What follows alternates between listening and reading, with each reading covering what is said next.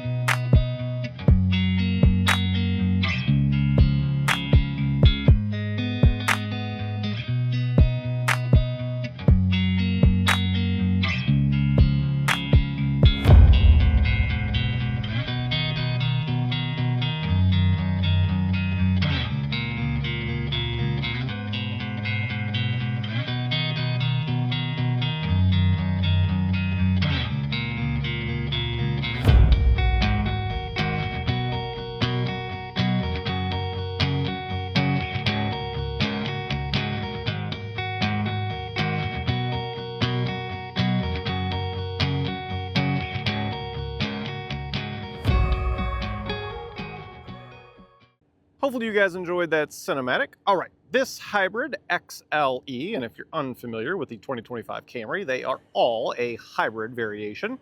Now, this XLE is a 2.5 liter four-cylinder, pushing a combined total of 225 horsepower and 163 pound-feet of torque.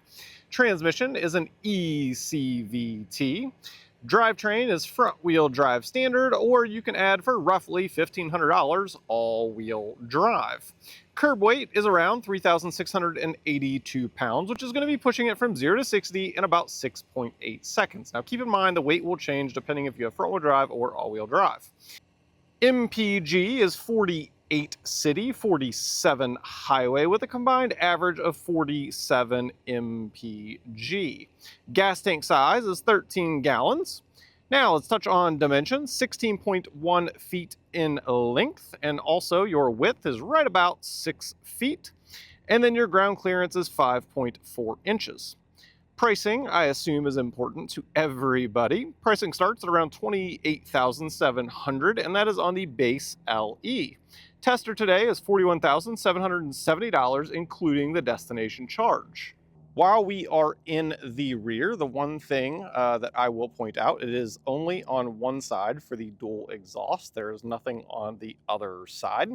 Now, in order to pop the rear trunk, right in between the R and the Y, right underneath, so it is offset up underneath there. Here we are in the trunk. Now, I went ahead and put 2 sets of golf clubs in here just because I feel like that kind of helps give an idea as to how much space this really truly has. Like if we look back in there, there's still plenty of room back there. And then even on the sides, like there is still a lot of room. You don't have to fight it. Like it's just easy to drop right in. And then of course, I will put on the screen the actual cubic feet rather. Before we jump into the interior, some things that you may be asking, what is some of the differences on an XLE versus an XSE? Now the XSE is a little bit sportier. There is a black and red interior. On the XLE, there is a gray option, and then also black as well. And also on the XLE, it is basically like a microfiber slash suede with like a leather material. And then on the XSE, it is no microfiber type feel. It is basically all the leather type material. The other thing to note is the exterior on the XLE. Instead of this, like, I'll call it a honeycomb grille, it basically just has slats straight across on the XLE.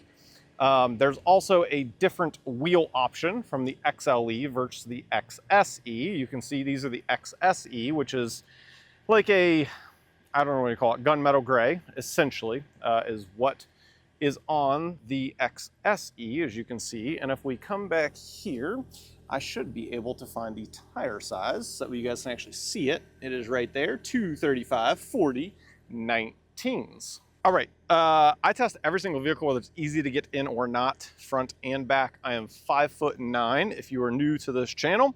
So let's step on back. Got to duck just a little bit because of the way the roof slopes, which is pretty normal. And then once you're back here, hopefully you can see there's, I would say, a ½ inch to an inch, somewhere in there, not a lot. And that's me sitting just right up against the seat. And then as far as the leg space, decent amount of space there. I would say a good 6 inches. So you could definitely slouch and create headroom. You have 2 vents. You have a USB-C and a USB-A, seat back pockets. And then here in the middle, let's grab it. You have 2 cup holders and an armrest. And last but not least, checking out the door. It is soft touch here for the elbow, soft touch up here. That's harder. And then that's also harder as well. And then just taking a look here at the material, this is kind of like a hazed piano black, which is kind of cool. Probably shows less in the sense of like scratches and stuff. Pretty standard looking window switch. All right, time to jump on into the front. Jumping in. Very, very easy to get into the front, and that's just because the roof line is still sloping up versus the rear. You can even see it back here. It's sloping down. Again, pretty normal for a sedan. Don't have any real issues getting your legs in. Everything, I would say, no matter age or issues, it's not like too low to the ground either. So it's definitely a happy medium. I think just about anyone, any condition could definitely step inside of one of these without issue.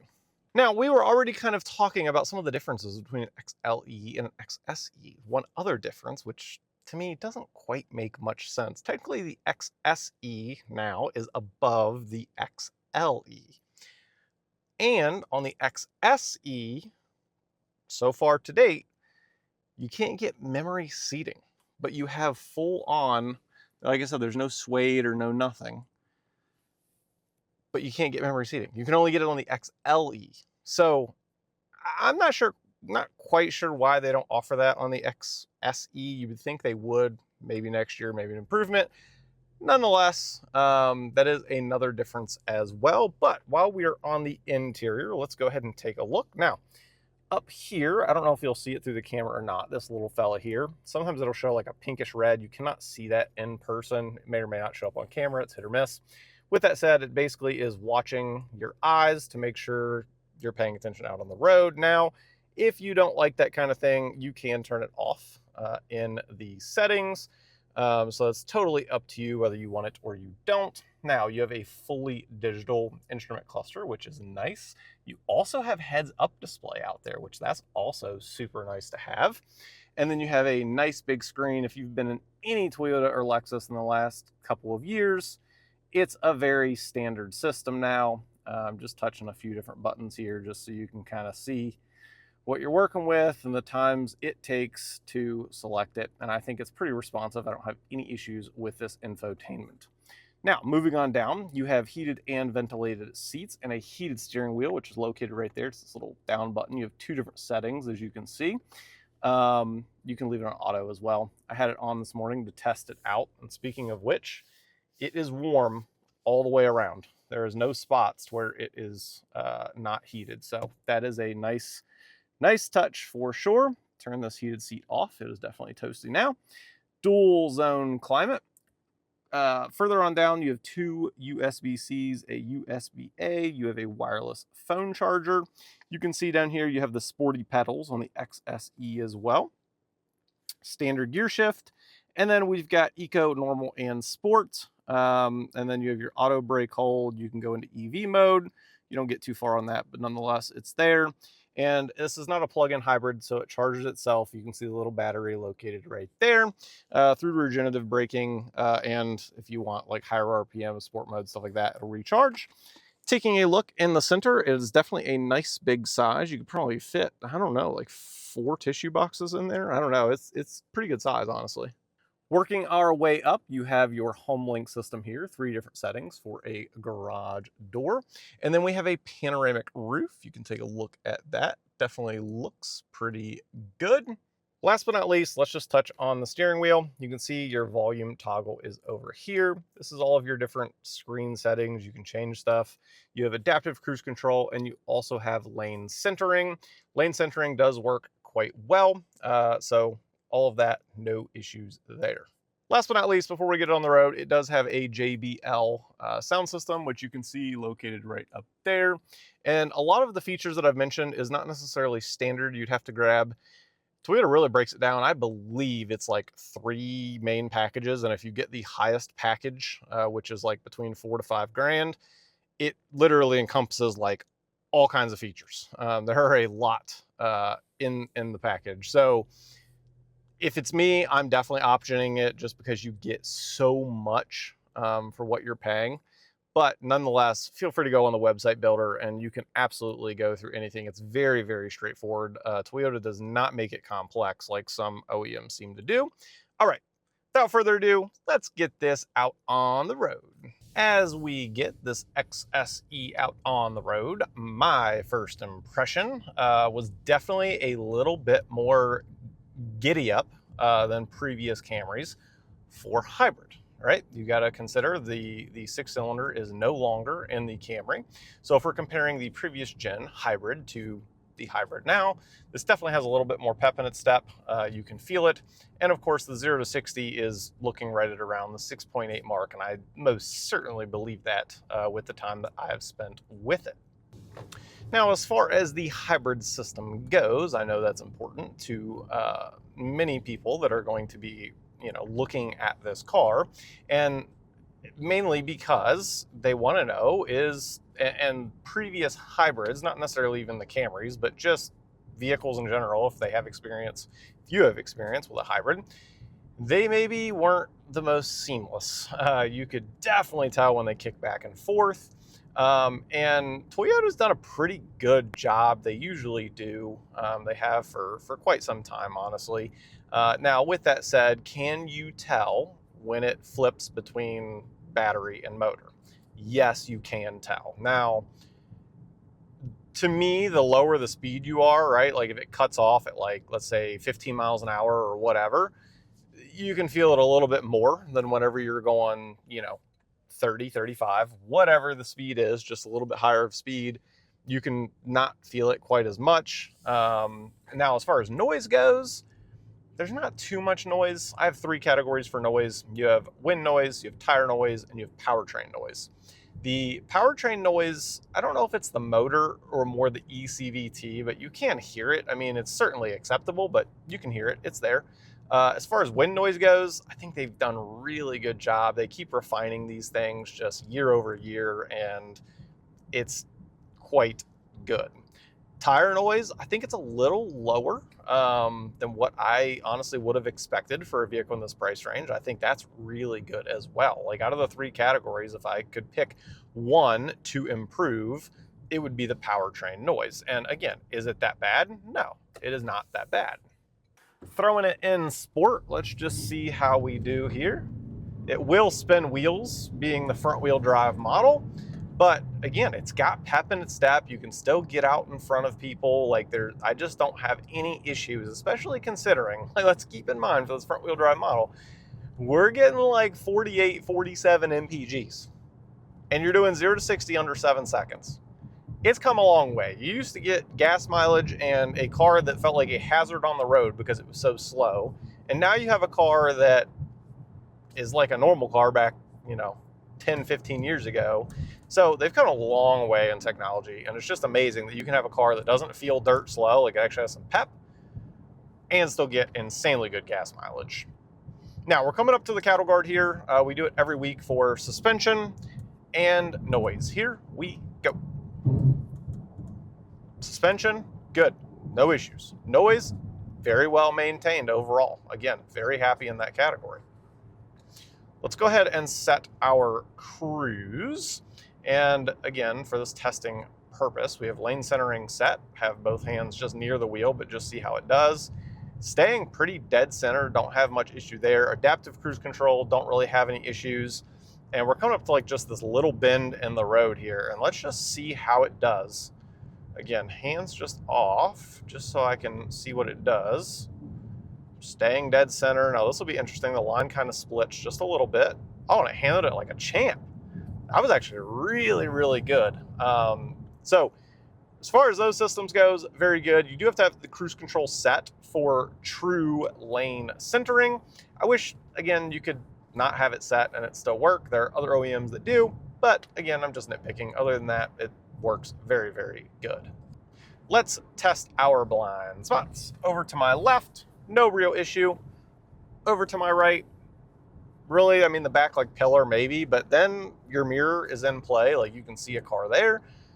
But of course, if you need it, it is optioned with blind spot monitoring. For being a full-size sedan, I will say I used to be a big sedan guy, and now I'm leaning a little bit more towards just like my sports cars, supercars, stuff like that, but then an SUV. But I gotta tell you, this thing is really roomy. Like you just don't feel like you're even close if you have a passenger beside you.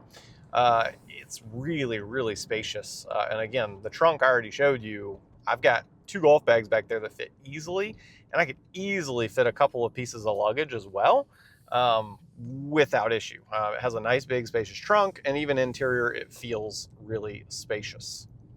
Now, one more topic on that is the seat, and the seat to me is very comfortable for a full-size sedan.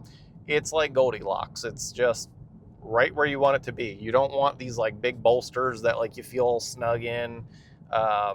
It's just comfortable. Like there's just no issues.